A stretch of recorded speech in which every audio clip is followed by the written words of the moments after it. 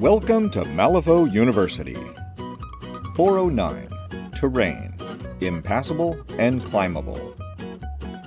Malifaux is a rich, immersive experience with intricate models.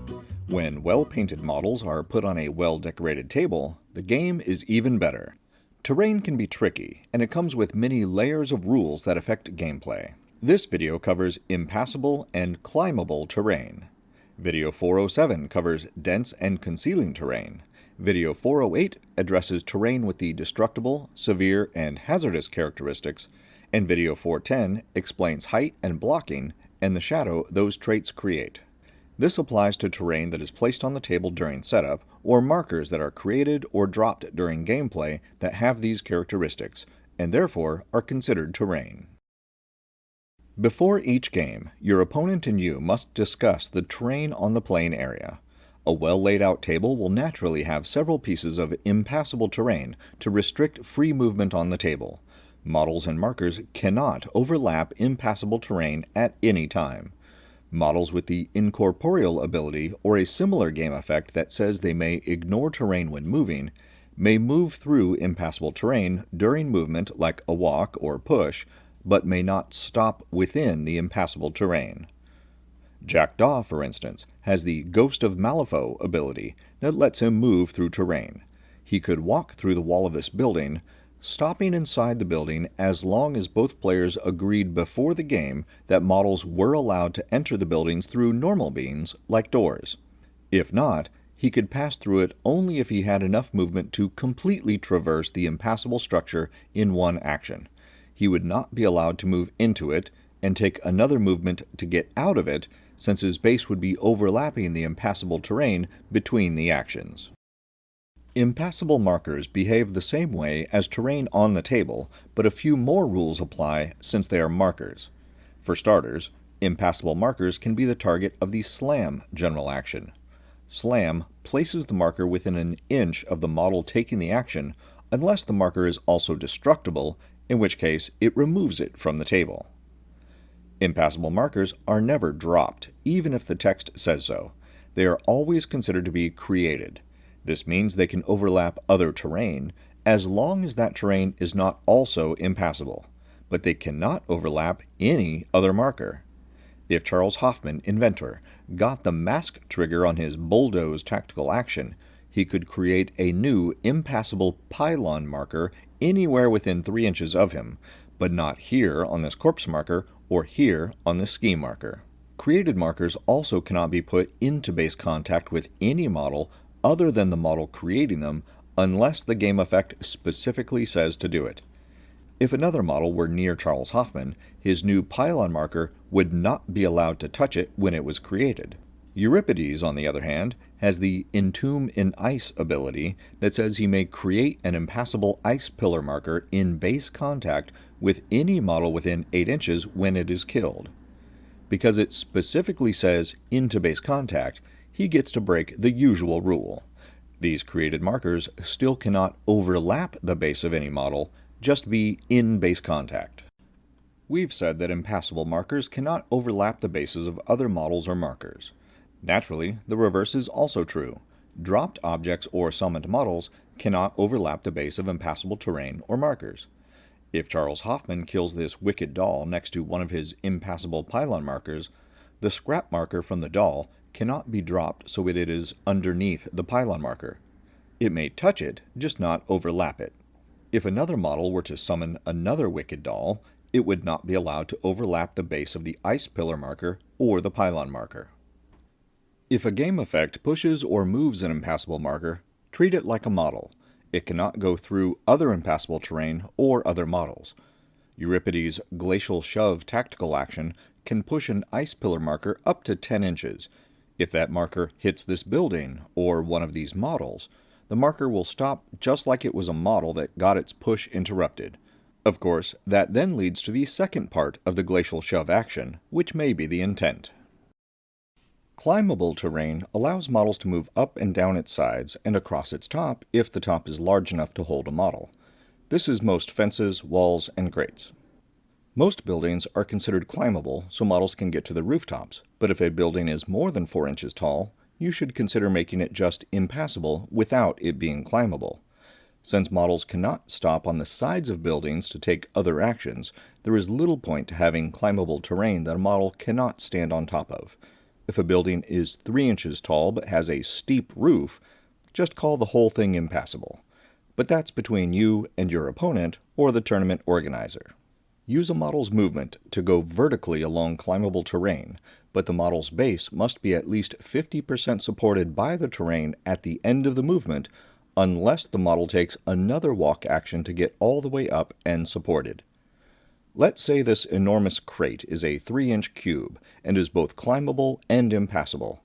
Lucas McCabe, Relic Hunter, is 5 inches away and has a movement stat of 7.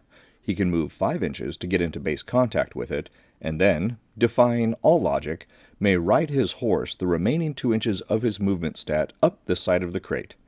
If he stops to do anything here, he will fall the 2 inches back to the surface of the playing area, suffering 1 damage.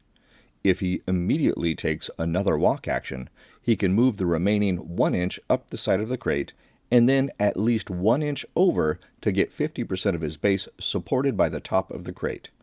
2 inches over would put his 50mm base completely on top of the crate. The sides of the terrain are considered impassable, so models and other markers cannot move through the terrain or overlap its base. If a model ignores impassable terrain that is also climbable, the model may still move up and down the sides of the terrain as normal. This Lisso model has the incorporeal ability, which states it ignores terrain while moving. That means it can pass through the sides of impassable terrain as long as it doesn't stop within that terrain. It does not mean it gets to ignore the height of the climbable terrain. If the Lisso model wanted to chase Lucas McCabe up the giant crate, it would have to walk up the 3-inch side like most other models, but once it got on top, would still not be allowed to overlap McCabe's 50mm base. Models that can ignore the height of terrain while moving are those with the flight ability, since that ability turns walk or push movements into placements. Falling is the quickest way off of climbable terrain for most models. It doesn't cost any movement and causes damage equal to half the fallen distance rounded down. This means there's no damage from a fall of less than 2 inches, 1 point of damage from 2 to 3 inches, and 2 points of damage from 4 or more inches. You might decide to use this on purpose if you can control the movement of enemy models, since death by falling damage does count as your model killing the target. You might also choose to fall if you need the movement range. Lucas McCabe, on top of this giant crate, needs to get down and get back in the action. If his base is already at the edge of the crate, it takes him 2 inches to get his 50mm base completely off of it, and then it would be 3 inches of movement to get safely back to the table, leaving only 2 inches of his 7-inch movement remaining. Alternatively, he could choose to walk 1 inch to get his base unsupported by the crate, fall the entire 3 inches, taking 1 point of damage, and then resuming his movement with 6 inches remaining. If he doesn't want the damage, but needs as much movement as he can get, he could walk the 2 inches to get his base all the way off the crate, walk half the distance down, and then fall the remaining 1.5 inches, taking no damage, and then having 3.5 inches of movement remaining. Keep in mind that when the model falls, it must land so that it is not overlapping another model or impassable terrain, using more of its movement to do so if necessary. This is the only situation where you get to fall forward, since falling is normally straight down. But this is also the only way you can kind of jump over impassable terrain or models in your way. It's later in the game, and Lucas McCabe, Relic Hunter, has been killed and replaced by Lucas McCabe, Dismounted Hunter, on a 30mm base.